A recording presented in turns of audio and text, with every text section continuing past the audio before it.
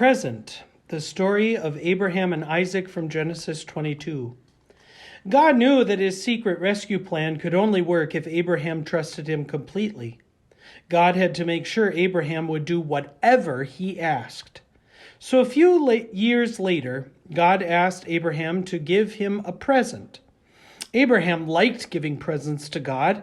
He gave God his animals. They were called sacrifices, and they were a way to say, "I love you," to God. But this time God didn't want a lamb or a goat. God wanted Abraham to give him something more, something much more. He wanted Abraham to give him his son, his only son, the son he loved, Isaac. Put his boy on the altar and kill him as the sacrifice? How could God want him to do such a terrible thing? Abraham didn't understand. But he knew that God was his father who loved him, and so Abraham trusted him. Early the next morning, Abraham and Isaac set off. They climbed the steep, stony trail up the mountain. Isaac carried the wood on his back. His father carried the knife and the coals. "Papa," Isaac asked, "we have everything except we forgot the lamb for the sacrifice." "God will give us the lamb, son," Abraham said. They built an altar and laid the wood on top. Abraham asked his son to climb on top of the wood. Isaac didn't understand, but he knew his father loved him, and so he trusted him. He climbed onto the altar, and Abraham tied his boy to the wood. Isaac didn't struggle or try to run away. He just lay there quietly and didn't make a sound. Everything was ready. Abraham took the knife. Tears were filling up his eyes. Pain was filling up his heart. His hand was shaking. He lifted the knife high into the air. "Stop!" God said. "Don't hurt the boy. I want him to live and not die. I know now that you love me because you would have given me your only son."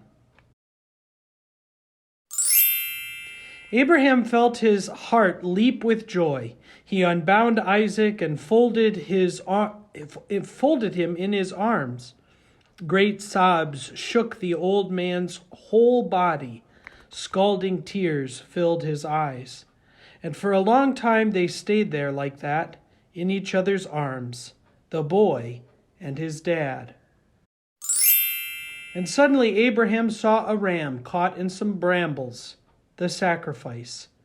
God had given them what they needed just in time. The ram would die so Isaac didn't have to.